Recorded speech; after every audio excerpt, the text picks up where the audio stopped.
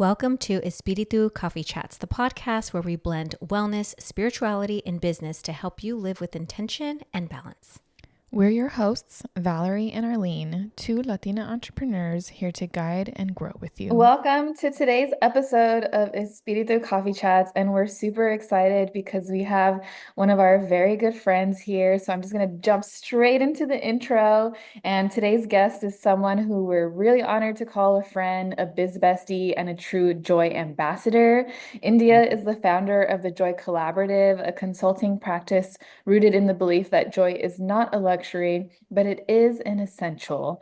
She helps individuals and organizations reimagine their relationship to work, guiding them to build lives, brands, and workplaces that feel as good as they look on paper.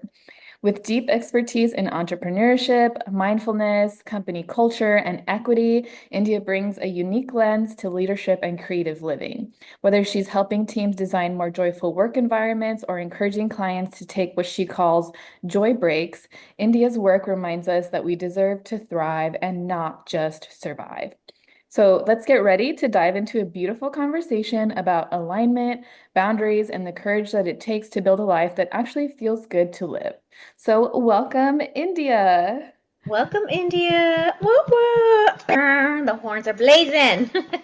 Thank you so much for having me. And, I love that little intro. I was listening to it and I was like, damn, I sound good. Okay. So really quick question, because we are Espiritu Coffee Chats, and Espiritu, it basically means spiritual or spirits in Spanish, and then coffee, of course. So we want to know, how do you start out your morning? Are you a coffee drinker, a tea drinker, matcha drinker? Are you a hot coffee or a cold coffee? Or tell us what was in your cup this morning. Water. Water. Okay, pretty basic. All right. Yes. Listen, I am very much the basic B when it comes to drinks. I want my water. I want it iced in my good old water bottle that goes everywhere with me. And that is how I typically start my mornings. And I'm not a big coffee person, which you all know, and Valerie, we've talked about, but I have had some of your coffee and it was delicious. Fun. I love it. I remember that was a fun time. I was shocked, like genuinely shocked that I liked it. So Yeah. kudos to you. Yay, I make good coffee. Yay.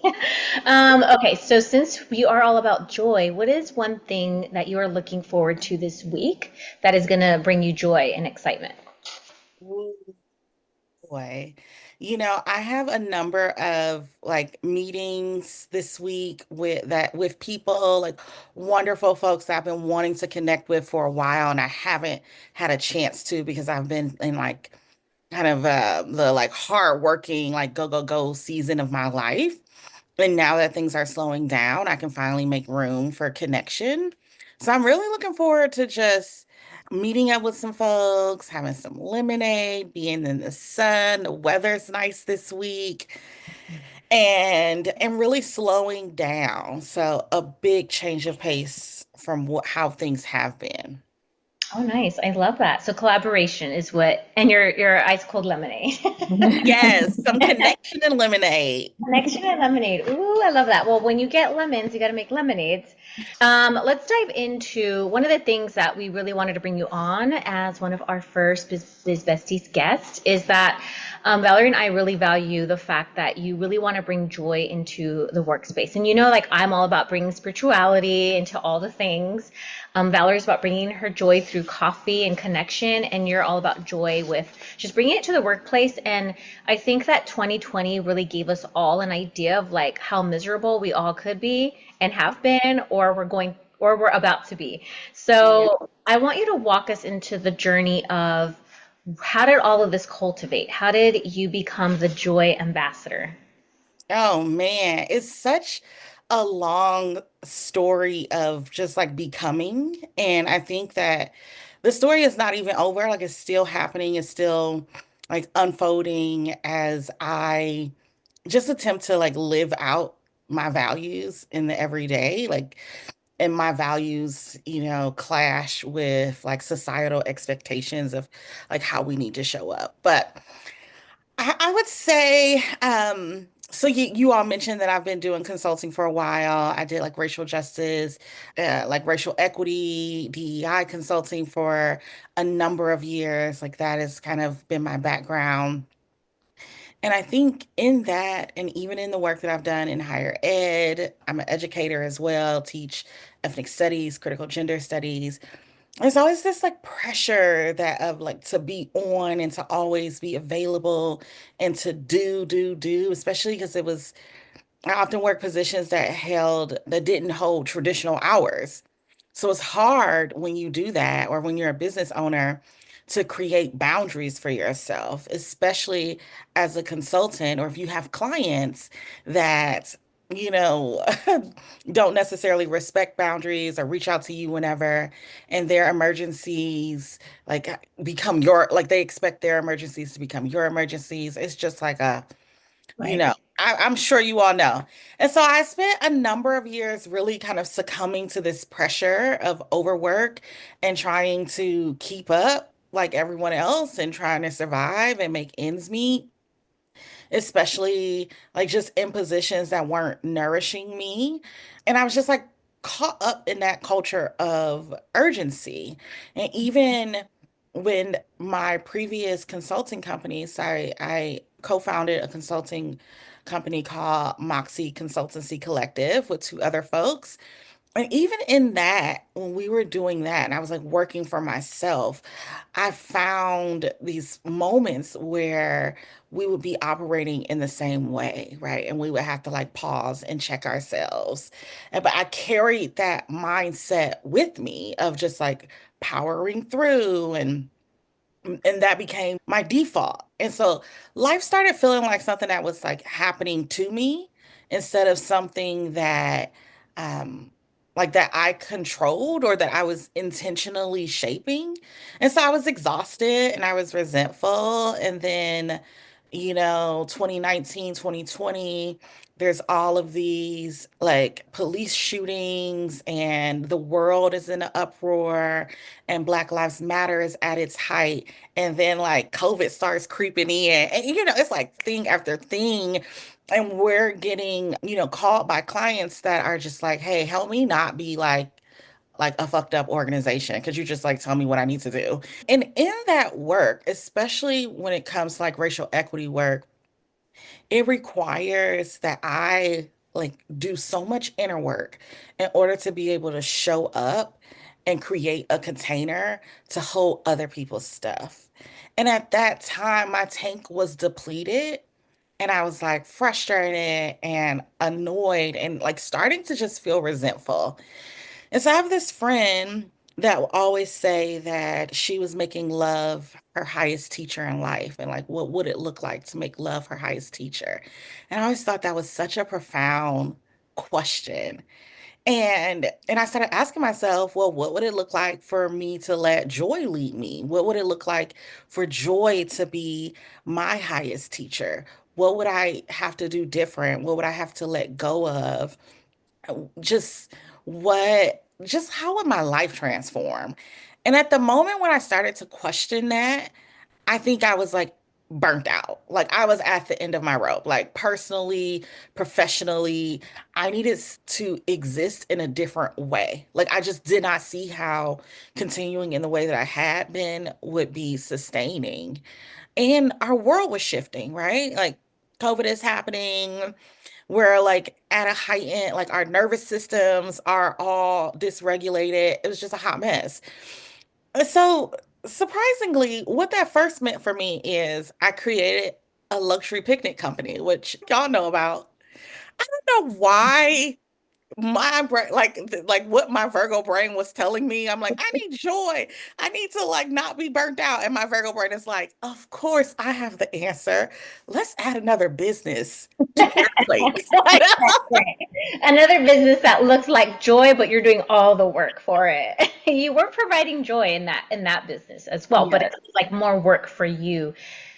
And yeah, it didn't really give you that break that you needed. What I was thinking. I mean, at that point, it was so drastically different than anything that I was doing. I didn't have to use my brain in the same way. I didn't have to hold anybody else's like stuff. So I could see how it felt refreshing, Mhm. but it was not the actual change of course that I needed. But what came out of that experience is I went into it thinking, what does it look like for me to build a business rooted in joy from the beginning? And asking myself those same questions.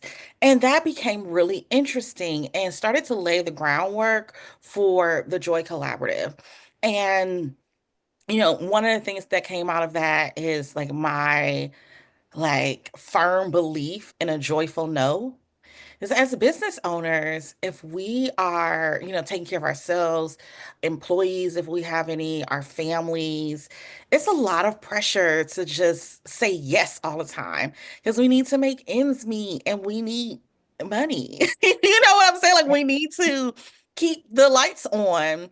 And with the luxury picnic business, I realized that I just don't like doing certain things and I don't want to do it. And why do I have to? Like, no one is my boss. Why Mhm. do I have to do this thing? And I realized if the more that I could say no to the things that aren't aligned to me, the more space that I create for myself to have a joyful yes. So I started getting really good at joyful no's. Like, for example, we're here in San Diego, so if folks aren't in San Diego listening to us, then you may not understand how the beach is wonderful and also it's not. Like it's not. Like it's like it's also a I feel you. hassle. Yeah, yeah, I feel you on that. Yeah. Yeah. And I realized early on, like, oh, I don't want to do picnics on the beach in the sand. Listen, I have this video of me like pulling this wagon in the sand. I was like, never again.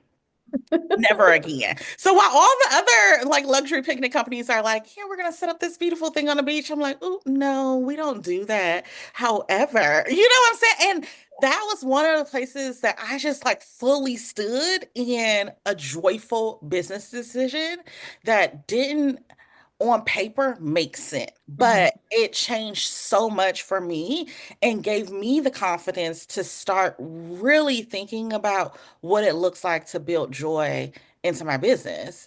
And so, time goes on and I'm doing this and I start to realize like, oh, adding another business probably is not also the most joyous thing I could do.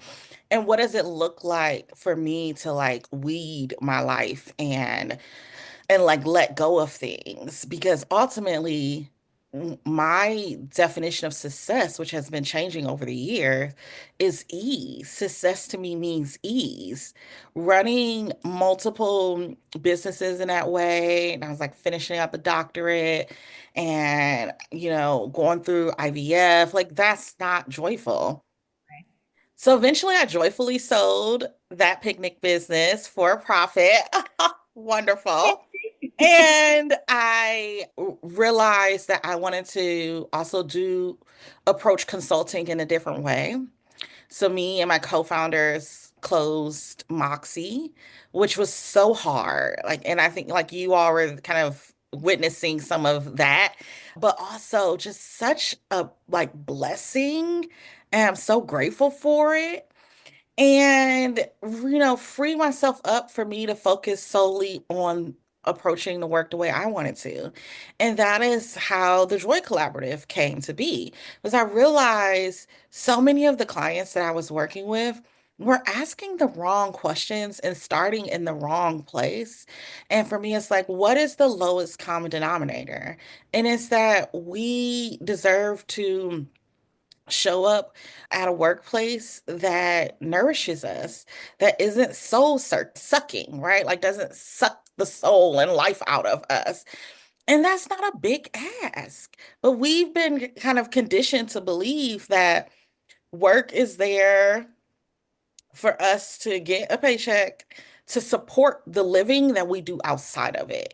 And that it doesn't matter if we're unhappy or, if it is horrible and toxic, because like that's not what truly matters.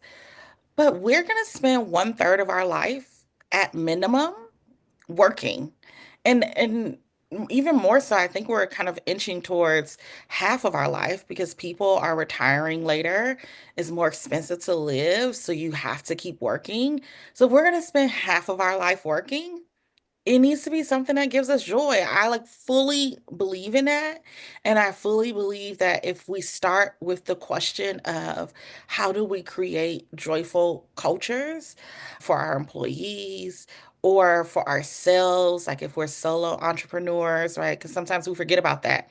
We're like, we just need to wear all the hats and it's just a hustle and we just accept it as if that's how it has to be.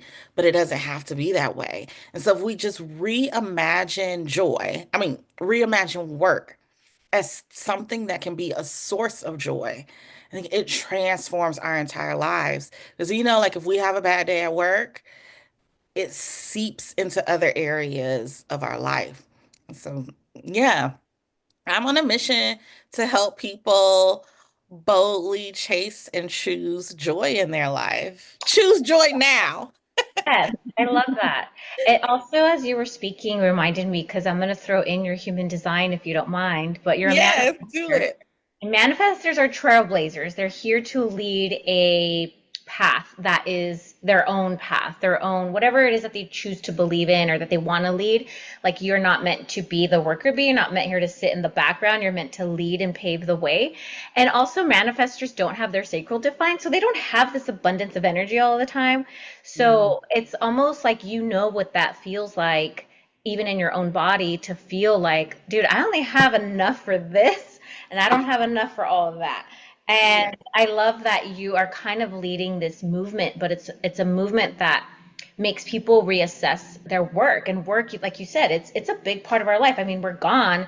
Some people work 12-hour shifts, 8-hour shifts, like part-time, like wherever it is.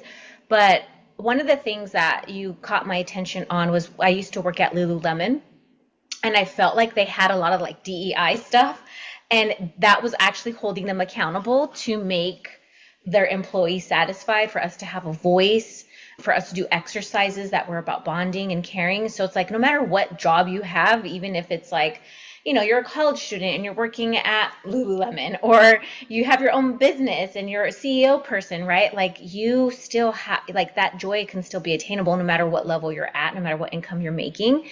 But I think another thing that caught my attention was when you said weeding. Weeding things out. Like if you think about a garden, like you have to weed things out in order for it to grow. If not, those weeds take up nutrients from the soil, and whatever it is that you are actually trying to grow, whether it's a flower or a vegetable or a succulent, it's not going to get the most nutrition or the most of that it needs to like sprout and grow and bloom. So when you said weeding, I was like, oh, I'm ready to weed. I'm so ready to weed. And I always think about, like, when I think about, the is it Mary Kondo, the one who's like, you got to edit your closet and does this bring you Marie joy? Kondo, yeah. Yeah, yeah.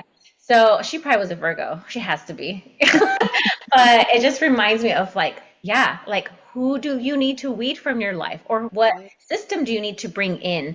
Like all these things, maybe it's editing, weeding out your break times and having more break times, and like little things that you can just add. They don't have to be major changes, but the little changes over time is what literally helps cultivate like a nourishing environment for you. And when you get home, you're excited to be home, you feel fulfilled. And it's hard, I think, too. You bring up a good point. Like people can't afford things every day, so they just take a Mhm. job that pays them well. But it's Yeah. also a responsibility of the employer to provide a safe space, a space that feels nurturing, a space where they want to keep their employee too. The more you can keep your employee, the more you feel fulfilled, because you're not always having to hire all these different people. Yes. So I definitely feel that. And going back to you as a manifester, like you are here to use your voice. And so I totally see this being like you, the next Oprah. I accept that. Okay.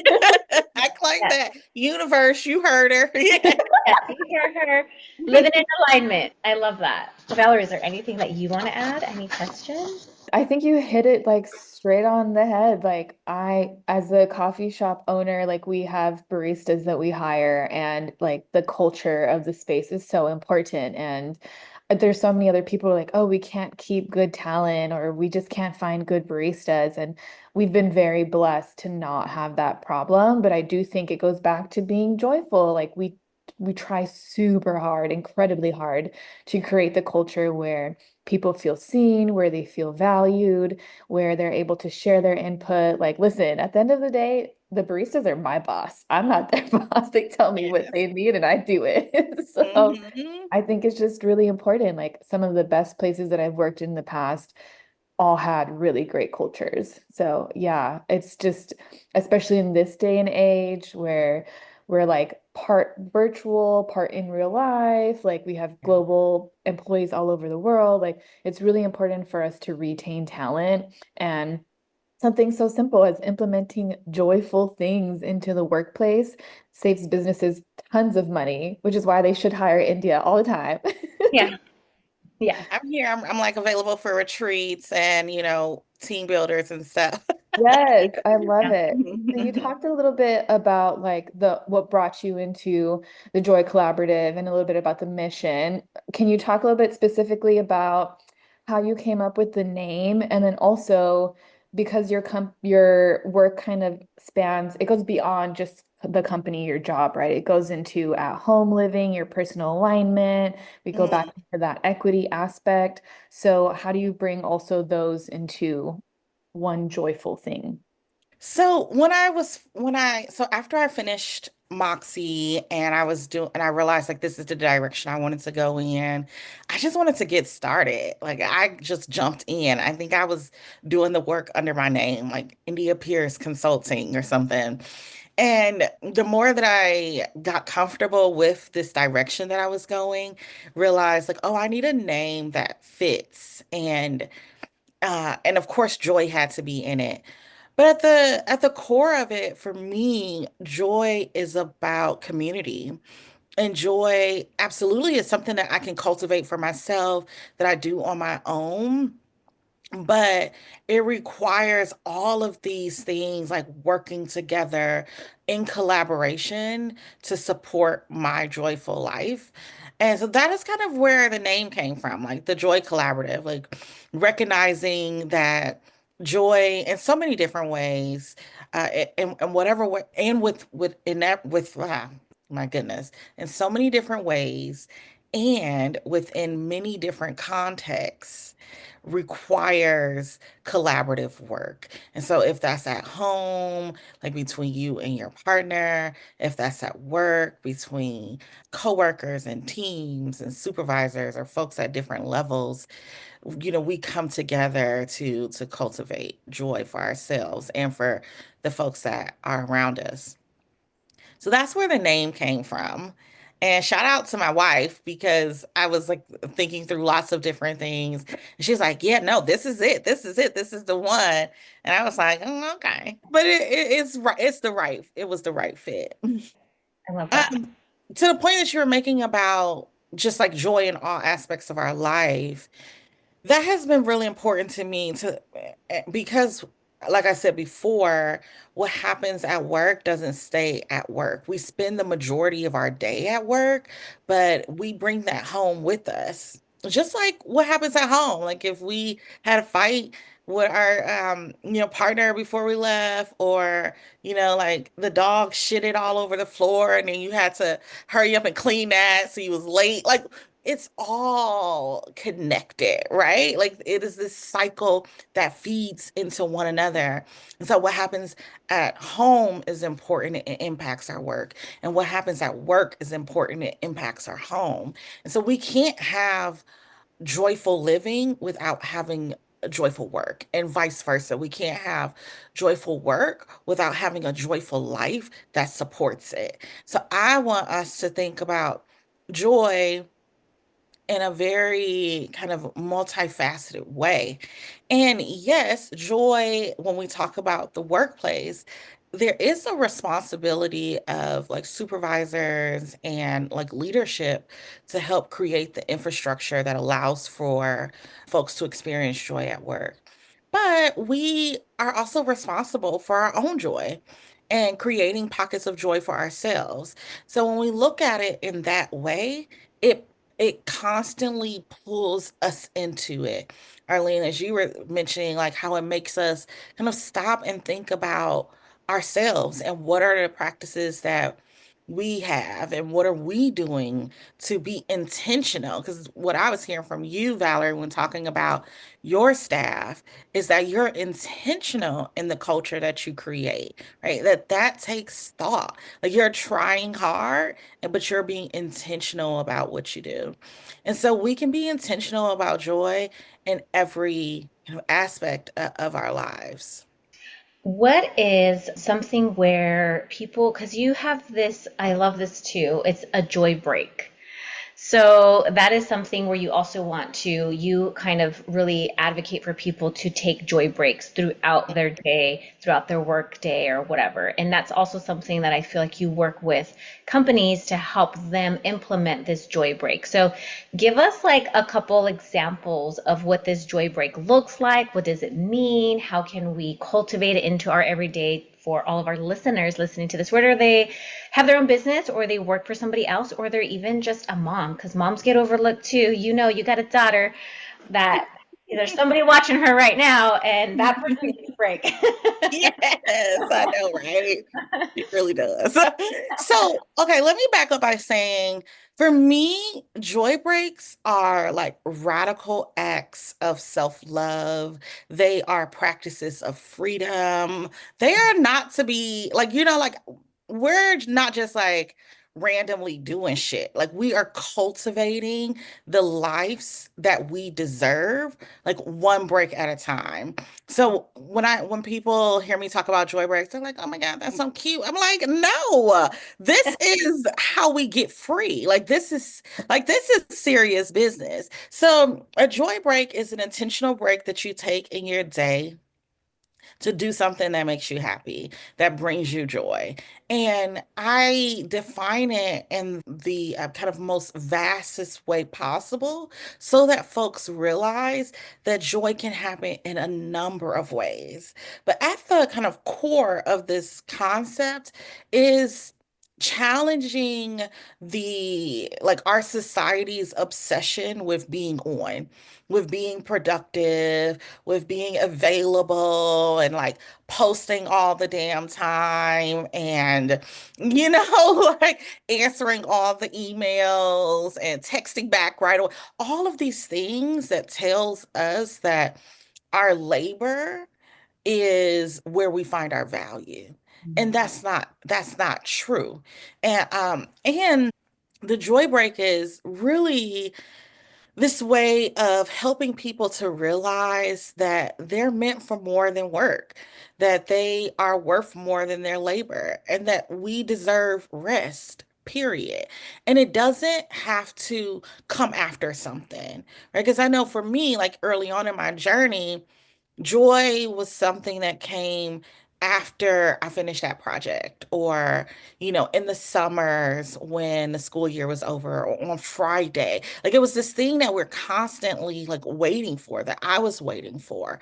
And I had to shift my mindset. Like, no, joy is something I deserve no matter what I do. If I do nothing on my to-do list, I still deserve joy. And it's something I deserve every single day. Joy breaks can look like anything. Joy breaks can look like, for folks who are like working at a place, maybe it is switching a meeting from like being in your office to taking it outside and having a walking meeting so you can be out in nature. Like it's so much connected to who we are as a person. And so it's going to look different for everyone. Taking a walking meeting is not my idea of a joy break. It sounds like hot and sweaty, and I'm trying to keep up with stuff while I walk. Like that's not my idea of joy. But for someone else who like enjoys being outside, like maybe like that is the shift, that's the break that they need. It could be a picnic at the park, or taking a nap. Right? Catching up with friends. Joy can be found in the simplest of pleasures and the smallest gestures of life, just like it can be found in, taking that girls trip or having a day at the spa. I think a lot about how our like capitalist society tells us that things have to look a certain way, right? So the self-care industry is a multi-trillion dollar industry that makes you feel like you, in order for you to rest or take a break or vacation, it needs to be glamorous. It needs to be, like Instagram worthy, and you got to go somewhere exotic and all this kind of stuff. And yes, I'm here for that. But also, I love sitting on my couch and like binging TV. And that is such a beautiful joy break for me where I just get to turn off my mind and just, like delve deep into somebody else's shit that has nothing to do with me, right? Like the and that is um that is important, right? So slowing down our work in order to kind of turn up our joy. I love that. You reminded me of this weekend. Or last weekend, I hosted a retreat in Sedona and I made food for everybody for 4 days on top of hosting. And one of the things where, I had that ambition, right? Like, I'm going to do this, I'm going to get all the things done and multitask. And at the same time, I was like, but I want to be happy, and I want people to know that I'm making their food with joy in it and happiness in it. So I would just put on, it reminded me when I go to a Mexican restaurant or any restaurant, to be honest, in Southern California, because guess who's cooking in the back? A bunch of Mexicans. And if you walk up close enough, you could hear there's music playing. And I was like, ooh, I'm gonna pretend that I am one of the cooks in one of these high-end restaurants, and I'm gonna put on my favorite playlist from childhood. And just that mental switch really Yeah. made me feel like I got so nostalgic, in that moment. And I also was like dancing, and I had one of the facilitators, helping me cook, and then all of a sudden it just becomes contagious. Then people are sitting at the counter, Yes. they're like, "So, what are you cooking, Arlene?" And then all of a sudden all these conversations are starting, and it's just that simple act of like, okay, I know I have to get things done. I know I need this drive and this ambition to have a successful meal every day. But at the same time, even though there's labor, I could put in love. And even though there's, labor, I love myself enough to give myself something in this moment. And that for me was music. So I felt like, there's moments in time where, people are, can't have that luxury of just, oh, I'm gonna go take a nap or whatever, right? Like there's also this luxury of you can create it. A luxury is your own and however you want it to be. So even bringing my little boombox out, putting it on my playlist. Not the boombox. Yeah, I mean, now they're like this little. Yeah. But what you're saying is like spot on. It's like, how do we infuse joy into our life, into the harsh moments? Because sometimes people feel like joy is this thing that exists in isolation, but it doesn't. Joy exists right alongside pain, alongside suffering, sorrow, hardship. It's there. It isn't something that just disappears. We can choose to be intentional in tapping into it. Yeah. Mhm. I love that. So sounds like a lot of you working with people on their mindset. Yeah, yeah. And it's funny because that wasn't even what I thought I would be doing into like when I first went into this. I didn't realize how much of a mindset shift it required. Mhm. Because when people talk about joy or in the previous work I used to do, and I still talk about it a little bit, I would think a lot about how do we create cultures of care. And when we start using words like that, people are like, ooh, this is a little too like woo-woo for me. Like I don't, what exactly does that mean? Because you make it concrete. People don't are just like not conditioned to think about it in as part of our everyday and have no clue what it looks like to engage with it in these places that like a workplace. So definitely it's been a lot of helping people to reimagine their relationship to work and not even starting with work. Arlene, we co-hosted the Big Vision Energy Mhm. event a couple of years ago. Like couple, it was Yeah. last year, girl. It was it last year? Oh my God. Feels like 5 years ago, but it was, I Oh think, my goodness. it was at the start of 2024, for sure. Listen, this is the issue with having a toddler. Everything is skewed. I have no sense of time. Oh my gosh. But one of the things that we did, and Valerie, you were there, is we start with the big vision that we have for our life. Like, what is that big, joyful vision? And when we can start there and people start to think about how they actually want to show up in life, how they want to show up with their friends, for themselves, and then how does work fit into that? Is it helping? Is it feeding this vision that you have? Is it pulling you further from this vision?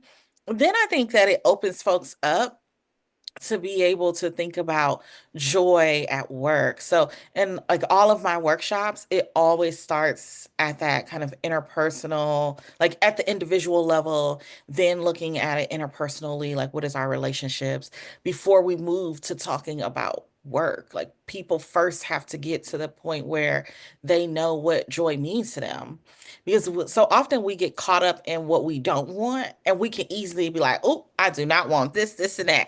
And then when someone's like, well, what do you want? You're like, like, oh, girl, I don't know. Nobody's ever asked me what I want before. And Right. so it's like getting to that place of, well, actually, what does joy even mean for you? Like, what brings you joy? What lights you up? When was the last time you felt this way? And having folks kind of navigate all of the stuff that comes up for that. Because for some people, it's like, oh, it's this, like they know, like they're clued in. And for other people, life is hard sometimes. And like, I don't know. And so really moving through whatever comes up there to get to this like baseline that we have around joy and understanding how it moves and shows up in our life or how we want it to show up in our life, to then talk about, well, here are all these like external things, work being one of them. And what does it look like to make this another source of joy in our life? Yeah, I definitely do see that. I was gonna ask you, for those who want to seek joy and they're like, hey, oh yeah, I feel this. I feel empowered now. Yes. But now what, right? So it's like, it's almost, people could get scared to make that big shift. And maybe that shift does look like you. I mean, that I just had to do it in my business. I pivoted my whole brand this past year. And Valerie did the same thing. You've done the same thing. And you literally had to have that fear of like, I got to let this go because it is not bringing me joy. But I also have the trust and have the courage and the process that if I let this go, I am going to be attaining something without even knowing, like, it's like almost walking blind and just using your own intuition. And I think Yeah. that's what usually scares people away from maybe leaving that job, or maybe even it's just changing a position in your job. Like the role that you're doing isn't even the best role. Maybe you need to be at another role, right? So I think it's like people get scared of advocating for themselves, but they also get scared of letting go, Mhm. and staying in the discomfort because that seems safer. Oh my goodness. I remember having a therapist a long time ago say, every situation that we're in serves us some way. So even the situations that are toxic, that literally from every view is not serving us, we stay in those situations because it's giving us something. And until we can figure out what it is that this thing is giving us, then we're not going to be able to kind of move and walk away from it. And so that's something I've carried with me when it comes to like leaving people and leaving places behind. So I think that, there are kind of two types of people. There'll be there's the person that's like, hell yeah, as you said, who are like, say less. Listen, baby, I'm about to take a joy break right now. Right. Yeah. And then like they don't need the convincing. And then there are folks who have to kind of, I don't want to say like learn the hard way, but they have to get to the point where they realize, like I did, that if I stay on this path, it's not sustainable and I need to do something. And then those folks will act. But it doesn't need to be big changes, as you said. It can be small things. Like, right, I think that first question that folks have to ask themselves is like, what actually brings me joy? What does it look like for me to be in a state of joy? Because you can't figure out how to cultivate joy in other aspects of your life if you don't even know what brings you joy. Like if you, for example, maybe like you feel the most joy when you're around people and you get to feed off of folks' energy, but you work from home, like you work remotely and you it's just you and your cat, right? And so maybe like recognizing that, like, oh my gosh, I have not even set up to be able to experience joy in a way that, feeds me. And so you're like, okay, well, I'm gonna start going to a coffee shop to work, or I'm gonna get a membership at some co-working place, right? Like a small shift. And maybe it's not even work related too. Because sometimes I think to the point that you were making, Arlene, like it is hard for people who don't have positional power to work up the courage to advocate for themselves at work, to make shifts in their workplace. And if that's like you and you're listening to this or watching this, then okay, we'll work up to that step. What can you do in your personal life to get practice at prioritizing joy for you? I think like we could start there. So there are multiple ways to kind of approach it. And maybe it's, you're going to start having a me day once a month. And with that me day, you're like kids with somebody else, or, whatever caretaking responsibilities you have. If it's the cat, the goldfish, the dog, like somebody else is doing it. And it's just like a day in which you're just pouring into yourself. Maybe that is like the practice that you start. I love a good me day. I'm having a whole week of me in a couple of weeks. So it's like, yes, like there are ways that we can take kind of baby steps to pour into ourselves. Right. And in my work that I do, sometimes I do interior design for people's homes, and all I've been getting lately is women to help them do their offices, and that's been something like where I walk in and I'm like, what? And then when I'm done, I'm like, hell yeah! And their whole energy just changes, and it's just even putting the intention into you, like where you sit at your desk. Like there's little small things, like yeah, like you said, you can do. And I've noticed, even though, they're just a room in their home, but that's brought them this so much. It's almost like cleared away energy in a sense, and they have this sense of new renewal, and they have ownership over their space, even though they don't work at an office, they work from home. So there are a lot of things, like you said, that people just, it's like a way of training your brain to think outside of the box, and also another way of you saying, like, you deserve to have a space that looks and reflects just like you, or whatever that looks like, having a cup of coffee in the middle of the day, and it be you're taking your time making this ritual in the afternoon. My husband does that. He has his little coffee station at work, and in the middle of the day he makes his little espresso, and he has his little tinkering around stuff, and he sits there in his little desk for like 5 minutes and sips on his espresso. And it's like that makes him so excited. And even the kind of espresso that he drinks, he's like, versus another one, that gets him excited. It's like just those small little tasks that don't need to be big things. And maybe that's a Virgo thing. Valerie, I don't know if you want to chime in on this, but Valerie's a Pisces. But we got two Virgos between me and India. And like the little small things sometimes can like make the big difference in your day with ritual.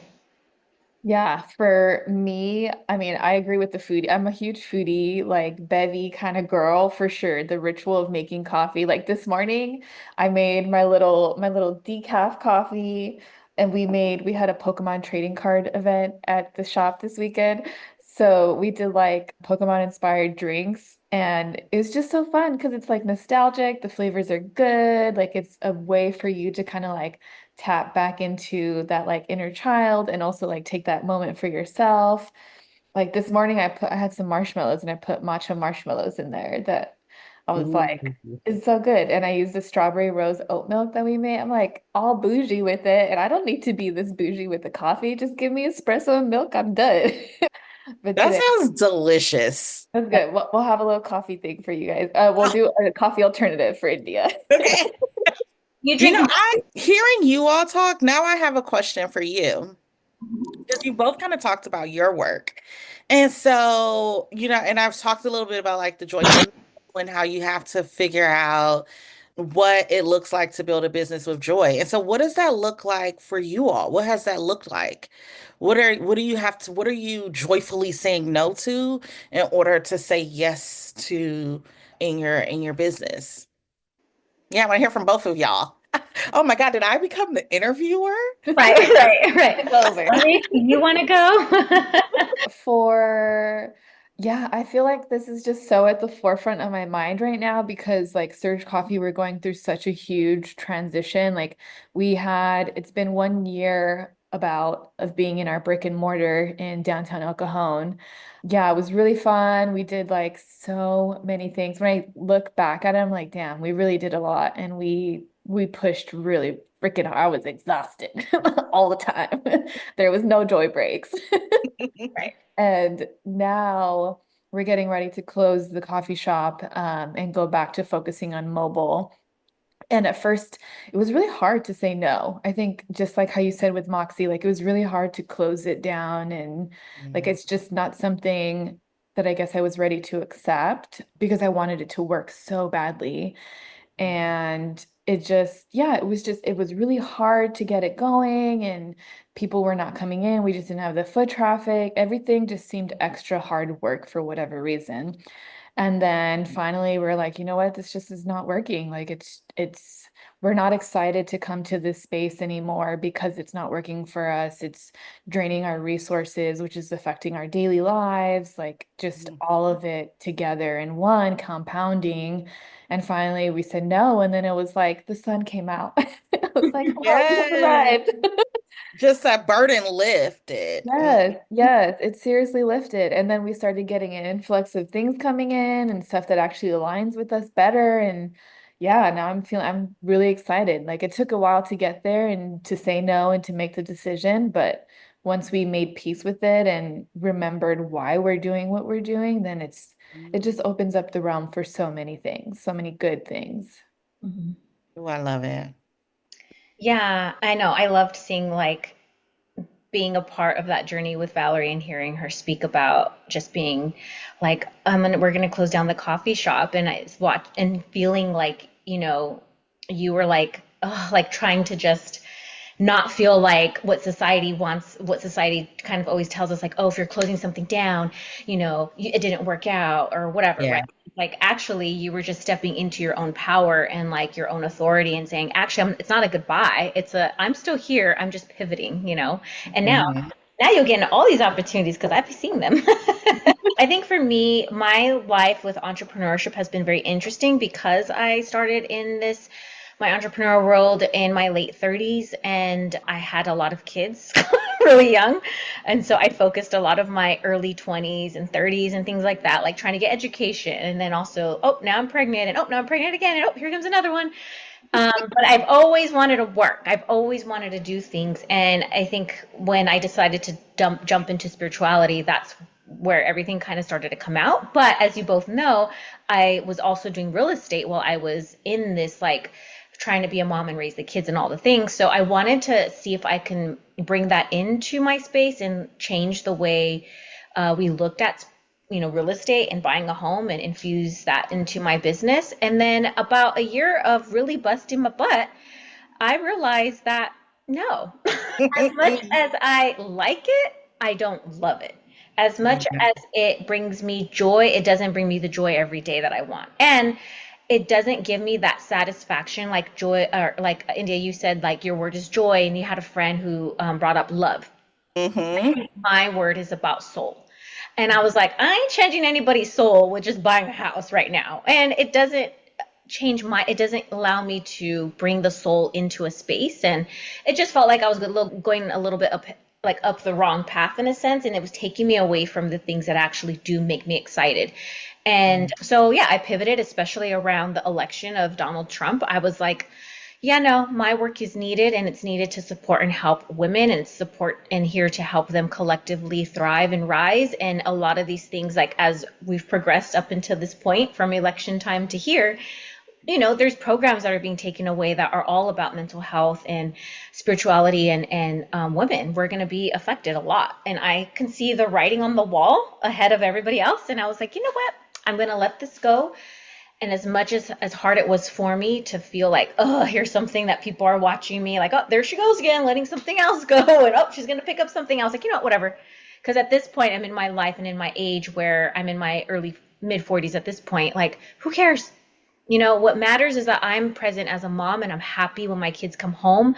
And if they see me working, they see a mom that's happy and who's changing the environment, who's changing the world, who's making the world a better place versus a mom who's tired and has to post on Instagram all the time and take them on the weekends and be away on the weekends to do open houses. Like that's fine for, people who genuinely love real estate and want to do that. But I had cultivated something special with the spirituality, working in that and that being a big base of my business. So when I let that go, I got more opportunities to do speaking engagements. I got more opportunities to work with small businesses. Like I just did a sound bath for a small veterinarian group who wanted to give their employees a joy break. So Nice. then like really, and it felt like a big thing got lifted and energetically it just felt like, whew, okay, like I'm putting myself first. I'm putting the things that I want to do and I'm putting myself in the first that I'm not going to doubt it anymore. And whatever is going to blow my way is going to come easy to me. And I'm just going to trust that I want to put my energy into things that truly make me happy and that change the world and make the world a more spiritually aligned place. I love it.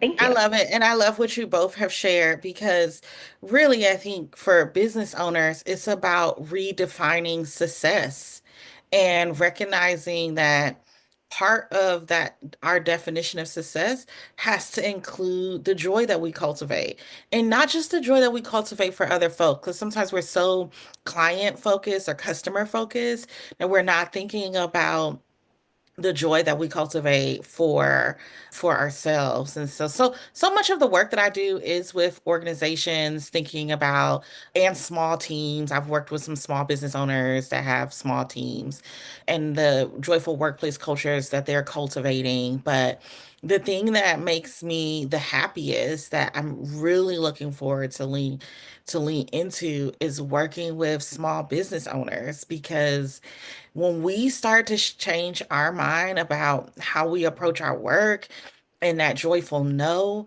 and redefining our success by the joy we cultivate and not the hustle and the grind and all of that, it can just shift so much. It's such a powerful way of kind of being and existing. And like what both of you said, it allows us to like reconnect to that vision, the vision that started, our work in the first place.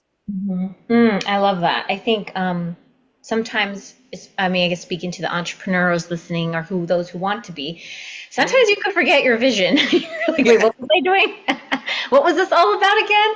And I'm sure everybody who sat down and write their vision and mission statement probably was writing it from a place of joy at that time. And freedom, like, right? Like when I was doing my work, like I wanted control of my time. Like freedom of time was super important to me. And then you get into it and you're like, shit, I have no time. Like, how am I working more? It's like 8 o'clock, 9 o'clock. And you're like, oh, I need to do this thing. And Yeah. so, yeah, it helps us to reorient and to realize the ways that we've been showing up that are not at all aligned with that initial vision. I feel like I could talk to you forever. Do you have anything else to add, Valerie?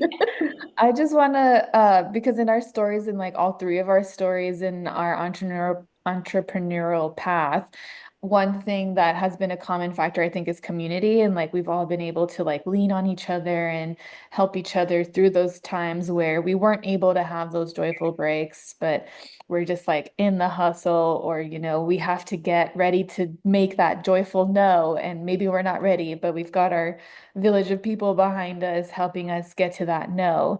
So what is like some kind of advice or what has community meant to you for people who maybe are lacking the aligned support systems in either in business or life, wherever they are?